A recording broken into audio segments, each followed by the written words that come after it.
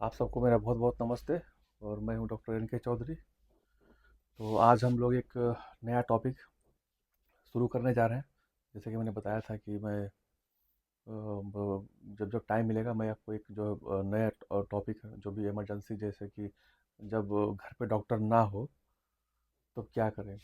तो आज हम लोग टॉपिक रखेंगे कि अगर स्नेक बाइट, अगर सांप काट लेता है ना, तो आप क्या करेंगे, मतलब उस वक्त पे क्या करेंगे। तो आज हम लोग उसी पे शुरू करते हैं, है ना। तो लेट्स स्टार्ट, है ना। तो स्नेक जो है, एक्चुअली हमारे इंडिया में जो 100% जो स्नेक होते हैं, जो भी सांप होते हैं ना, वो उसमें से 98%, या आप ये बोलो कि 90% जो सांप होते हैं वो सारे नॉन पॉइजनस होते हैं, मतलब बिना जहरीले होते हैं, जिसमें जिसमें कि जहर नहीं होता है जिसके काटने पे। सिर्फ 2 से 10% सांप होते हैं जो कि जहरीले होते हैं। और ख़ास करके इंडिया में जो है 4 तरह के सांप जो है पाए जाते हैं, है ना, जो भी स्नेक होते हैं। उसमें से जो भी है, एक कोबरा है और करैट है ना, और एक वाइपर है, एक रसेल वाइपर है ना। तो ये 4 सांप है, वो मैं फोटो में इसमें डाल दूंगा आपका, है ना। तो उसमें से जो दो सांप मेन मोस्टली जो जो कि आपका करैट हो गया। Smooth flow cutting through the urban scale where truths are spoken and tales unveiled. Boom bap echoes through the alleys at night. Soulful samples lift the darkness to light. या फिर cobra वगैरह हो गया। तो ये खास करके नॉर्थ इंडिया और इधर जितने भी जैसे बिहार, यूपी और इधर नॉर्थ इंडिया जितने भी होते हैं, मतलब दिल्ली वगैरह सब जो भी आपका है ना, तो नॉर्थ इंडिया मोस्टली, है ना, या वेस्टर्न साइड में ये सारे में जो प्लेन होते हैं वहाँ पे ही ज़्यादा पाया जाता है। और जो रज़ल हो गया, वाइपर साहिब हो गया, वो सारे ना खासकर ज़्यादातर साउथ में पहाड़ों में, जहाँ पे मतलब गुफाओं वगैरह में, ये सब चीज़ों में ज़्यादा रहता है ना। तो उसमें से जो करेट है वो आपको जो है वो खास करके जो लोग मतलब गांव देहात में जो लोग रहते हैं, खास करके जो ज़मीन पे जैसे घर पे या मिट्टी घर में जो भी सोते वगैरह है, तो वहाँ पे ज़्यादा पाया जाता है, फ्रिक्वेंटली होता है। इवन शहरों में भी आपको करेट सांप जो है, छोटे छोटे उसके बच्चे भी आपको दिखेंगे। आप उसको मतलब पहचान नहीं पाएंगे, वैसा रहता है ये। तो सांपों से, और सबसे पहले कि इन सांपों से बचाव कैसे करें, पहले तो आपको जो ध्यान रखना है कि सांप को जब भी आपको कभी रास्ते में चलते कहीं दिख जाए तो उसको छेड़खानी नहीं करना है, कुछ उसको नहीं छेड़ना है ना। आप जहाँ उसको छोड़ेंगे तो आपको फिर वो करेगा, तो आप जहाँ देखें उससे दूर हो जाए अपना। उसको ना तो वो करना है ना कुछ करना है ना। तो उसको ध्यान रखे, बच के ही रहे अपना, है ना। और खास करके एक्चुअली बेसिकली शहरों में तो बहुत कम ही आजकल देखा जाता है सांप सांप वगैरह काटने का। खास करके ज़्यादातर गांव देहात में भी ज़्यादा ही रहते हैं, है ना। तो गांव में जैसे कि अगर जो जो लोग खास करके जो खेतों में जाते हैं, जैसे आजकल आजकल वही लोग नंगे पाँव वगैरह जाते हैं, या फिर जब धान की बुआई वगैरह होती है उस टाइम में भी, तो उस सब चीज़ों में आप ध्यान रखें कि बूट वगैरह आजकल आता है, वो पहन के वो करने के लिए, हाथों में ग्लव्स, मतलब खास कर जो, या भी जो कोई मजदूर वगैरह कभी मकान वगैरह बना रहे हैं, कुछ लेबर वगैरह काम कर रहे हैं, तो वहाँ पे भी मतलब निकल सकता है। तो उसमें आप जो है हाथ में ग्लव्स वगैरह ये सब पहन सकते हैं। हालांकि ये सब चीज़ों से बचाव कर सकते हैं, अगर अगर खा पर सबसे पहले जब भी दिख जाए आप उससे दूर रहें, उसको छेड़े नहीं अपना, है ना। ना अब हम लोग बात करते हैं कि सांप जैसे कि मतलब पॉइजनस, और सांप जैसे कि जो जो ये कैसे पता चलेगा, मान लीजिए सांप आपको काट दिया, तो काटने के बाद कैसे पता चलेगा कि वो जहरीला सांप काटा है या कि बिना जहरीला है ना। तो ये सबसे इम्पोर्टेंट है, ये आप भी पता लगा सकते हैं, है ना। जैसे मान लीजिए सांप ने काटा है आपको, है ना, तो जब भी जहरीला सांप काटेगा तो उसके ना दो बड़े बड़े जो है टूथ होते हैं, दांत होते हैं, है ना। वो बहुत सीवियर जोर से, जैसे कि हाथ में काटा आपको तो बहुत जोर से, या कहीं भी पैर में, तो ये दो बड़े बड़े से मतलब मार्क रहेंगे, दो दांतों का मार्क रहेगा। और वो दांत जो पॉइजनस वाले होते हैं, उन दांतों को जहाँ पे उनके मुंह में जो दांत होते हैं उसके जस्ट ऊपर उनका प्रोटीन ग्लैंड होता है, और जहाँ से लार जिसको निकलता है। तो जैसे वो लोग जब भी जहरीला सांप होगा, वो जब काटेगा, बहुत डीप बाइट काटेगा, तभी उनका जहर जो है प्रोटीन ग्लैंड से निकल के वो शरीर के अंदर जाता है। बट अगर मान लीजिए दांत कभी काटा और बहुत अंदर तक नहीं गया है, सिर्फ हल्के से निशान है दो दांतों के, तो कोई ज़रूरी नहीं कि आपका जो है वो जहर निकाला ही हो, है ना। क्योंकि मतलब 50% टाइम में जो जो जो जहरीले सांप जो काटते हैं, तो उनसे कोई ज़रूरी नहीं कि जहर निकलता ही निकलता है ना। जब बहुत डीप बाइट होगा तब आपको होगा। और जो नॉन जहरीले सांप होंगे उनके मार्क्स कम बनते हैं, उनको लगेगा ऐसे यहाँ पे कुछ मतलब छिला हुआ टाइप का या लेसेसन टाइप का रहेगा। वहाँ दो बड़े मतलब वो दांत के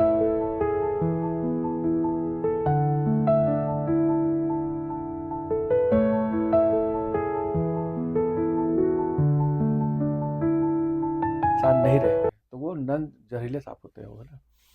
तो 90 मतलब 98% मतलब जो है 90 मतलब परसेंट केसेस में तो आपका जो है जहरीला सांप भी जो है मतलब कोई ज़रूरी नहीं कि विष निकाले ही निकाले, है ना?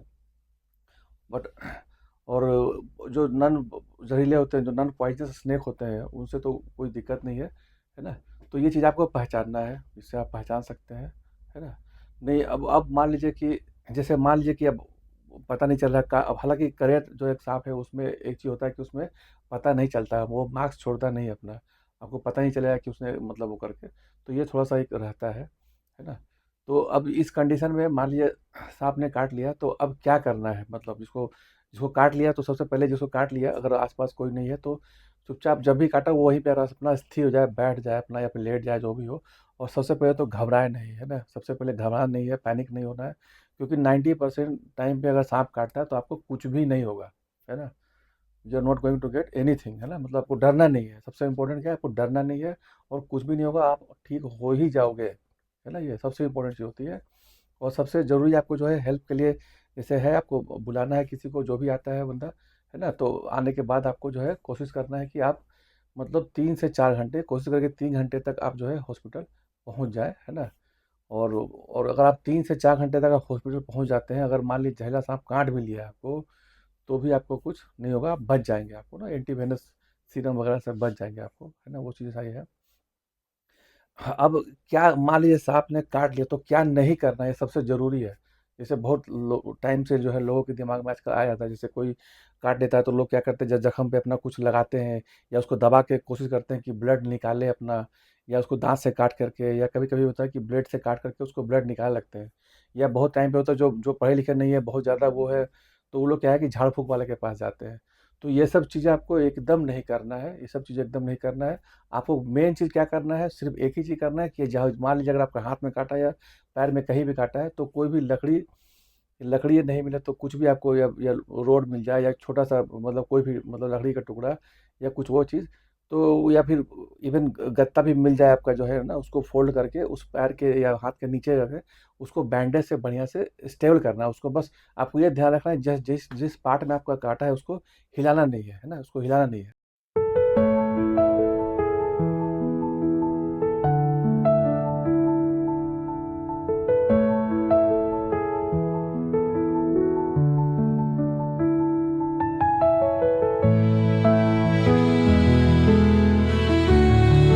उसको बस इम्मोबिलाइज़ रखना है, स्टेबल रखना है। और स्टेबल रखने का मेन कारण क्या है कि आपको जितना आप स्टेबल रखेंगे उसको नहीं हिलाएँगे तो वो धीरे-धीरे ज़हर जो है ब्लड में बहुत स्लो जाएगा आपका और उतना जल्दी आपका जो है मतलब ठीक होने के सर्वाइव होने के चांसेस बढ़ते जाएँगे। तो आपको ये सबसे ज़रूरी चीज़ करनी है ना? फिर आपको हॉस्पिटल ले जाना है, जो भी आपके नियरेस्ट सेंटर पे है, ये जो भी सरकारी है या प्राइमरी हेल्थ केयर है या टर्शरी जो भी होगा वहाँ पे गवर्नमेंट वाले में एंटीवेनस सीरम जो है वो रहता रहता है। तो आप जब भी ले जाएँगे तो वो डॉक्टर खुद ब खुद पता करेंगे कि कैसे मतलब इलाज करना है, क्या करना है वहाँ पे करते हैं वो लोग, है ना? तो अब जो साँप जो होते हैं वो ज़हरीले साँपों में भी ना 2 तरीके का टॉक्सिन्स होता है जिससे कि आदमी को जो जो मौत हो जाती है उसकी 2 चीज़ें होती हैं, है ना? जो सबसे इम्पोर्टेंट है कि 2 साँप जैसे 2 तरह के होंगे, एक होंगे जो कि एक साँप तो वो जो कि न्यूरोटॉक्सिन सीक्रेट करता है ना? आपके न्यूरॉन्स पे, आपके ब्रेन पे असर करेगा और दूसरा होता है हीमोटॉक्सिक जो आपके ब्लड पे करता है। तो अगर वो हीमोटॉक्सिक है, जो कि ब्लड पे अटैक कर रहा है, आपके वो पे हीमोटॉक्सिन सीक्रेट कर रहा है, तो उसमें थोड़ा-सा चांसेस और सर्वाइवल बढ़ जाता है। तो सबसे खराब होता है न्यूरोटॉक्सिन वाला, है ना? तो न्यूरोटॉक्सिन्स वाले में जो है वो थोड़े-से दिक्कत करते हैं, है ना? अब मान लीजिए साँप काट लिया, आप जैसे रास्ते में जा रहे हैं, है ना? तो कैसे मतलब क्या-क्या ब ब लक्षण क्या देखेंगे कि मतलब क्या चीज़ है? तो ये लक्षण से पता चल जाएगा आपको कि भई ये इसने न्यूरोटॉक्सिन वाला काटा है या हीमोटॉक्सिन का साँप काटा है ना? तो जो न्यूरोटॉक्सिन वाले में होंगे तो सबसे पहला जो उसका होगा उस आदमी का, उसकी जो आँख है ना थोड़े से हल्के से ऐसे कम खुलेंगे, क्या है ना, कम खुलेंगे उसको और उसको डबल विज़न मतलब ना उसको टोसिस हो जाएगा, डिप्लोपिया हो जाएगा, उसको 2-2 दिखाई पड़ लेंगे, जैसे सामने वाला जो बैठा है उसको हल्का-हल्का 2-2 तरह से दिखाई पड़ेगा उसको। फिर उसको बात करने में थोड़ी-सी डिफ़िकल्टी होगी, उसके आवाज़ में थोड़ा-सा चेंज होगा, है ना? उसके बाद फिर कुछ देर के बाद आपको फिर जो है कुछ चीज़ निगलने में, गले में निगलने में फिर दिक्कत होने लगेगा आपको, है ना? और सबसे लास्ट में जब होता है, जब बहुत ज़्यादा ज़हर फैलने लगता है धीरे, तो आपको जो है मतलब आपको साँस लेने में थोड़ा-सा दिक्कत होने लगेगा। ऐसा लगेगा जैसे दम फूल रहा है, दम चढ़ रहा है। तो समझिए कि आपको बहुत ज़्यादा धीरे ज़हर फैलता जा रहा है, बढ़ता जा रहा है और ये आपको फिर न्यूरोटॉक्सिन वाले मतलब पॉइजनस स्नेक ने आपको बाइट किया है ना? अब दूसरा जो है हीमोटॉक्सी वाला कैसे पता लगाएँगे? तो उसमें क्या होता है कि कुछ देर के बाद जहाँ पे आपको जो काटा है ना, वहाँ से आपको जो जो भी दगड़ा है, वहाँ से हल्का-हल्का ब्लड रिसना शुरू हो जाएगा, है ना? ब्लीडिंग होना शुरू हो जाएगा, है ना? उसके बाद धीरे-धीरे आपको जैसे फिर कुछ देर बाद आपको थोड़ा-सा मतलब वोमिटिंग टाइप का लगेगा, हल्का-सा ये कर के, और फिर धीरे-धीरे क्या है कि जैसे नाक से ब्लड आने लगेगा, या फिर हो सकता है कि मुँह के अंदर गम्स में से भी ब्लड आने लगे, है ना? तो ये धीरे-धीरे आपको ब्लड के आने के लक्षण धीरे बढ़ने लगेंगे। यही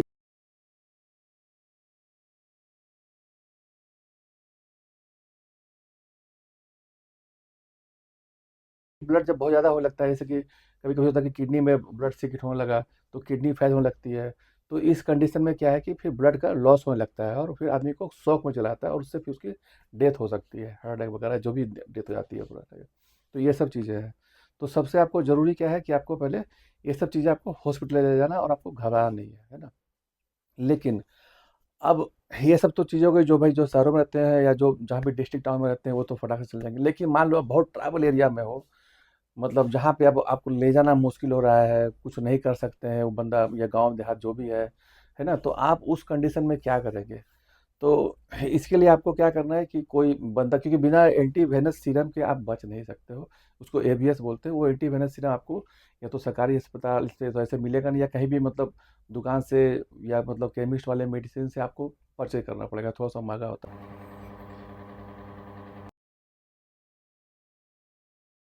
है ना?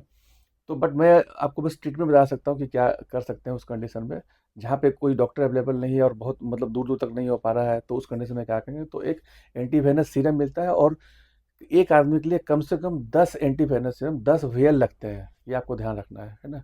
तो अब लगाने का तरीका कैसे लगाएँगे, तो ये आईवी के थ्रू लगता है। गाँव में मान लीजिए कोई कंपाउंडर वगैरह है, वो अगर लगा सकता है आईवी लाइन वगैरह, तो आईवी लाइन में क्या है, उसको कैसे लगाना है, तो डायरेक्ट नहीं लगाना है आपको ना, कम से कम 500 एमएल की बोतल, या फिर 1000 एमएल, है ना? 1 लीटर या हाफ लीटर, कोशिश करिए 1 लीटर होगी। एनएस नॉर्मल सलाइन की बोतल आती है, या आरएल आता है जो हम लोग बॉडी में चढ़ाते हैं आदमी को, उसमें सारे जो है जो 10 VL आपका है, उसको सारा उसमें इंजेक्ट कर देना है, उस बोतल में सारा मिला देना है, मिक्स कर देना है, और उसको आईवी लाइन की तरह धीरे-धीरे 1 घंटे तक में स्लो उसको वो डालते रहना है ना? आपको पेशेंट पे चढ़ाते रहना, ताकि वो स्लो ब्लड में जाए, और धीरे-धीरे उसका जो है, जो भी विष मतलब ज़हर चढ़ गया, वो धीरे-धीरे वेनम वगैरह वो डिटोरेट हो जाए पूरा। अब इसमें क्या है कि इसमें एक चांसेस होती है कि इस कंडीशन में, कि मान लीजिए कभी-कभी ऐसे तो बहुत रेयर है ना, 100 में से 1 या 2 लोगों को कभी-कभी वैक्सीन जो ये जो एंटीवेनस सीरम होता है, वो रिएक्शन भी कर सकता है ना? उसमें एनाफिलैक्टिक शॉक की चांसेस होती है ना? तो बस इसी डर से जो है मतलब लोग मतलब हॉस्पिटल में ही करना पड़ता है। लेकिन अब ये अगर ये किसी 1% मतलब 100 में से 1 आदमी को अगर ये हो जाता, तो उस कंडीशन में क्या करेंगे? तो आपको साथ में जो है 3 दवाई भी और रखनी है। एक होता है हाइड्रोकोर्टिज़ोन इंजेक्शन होता है 100 मिलीग्राम का।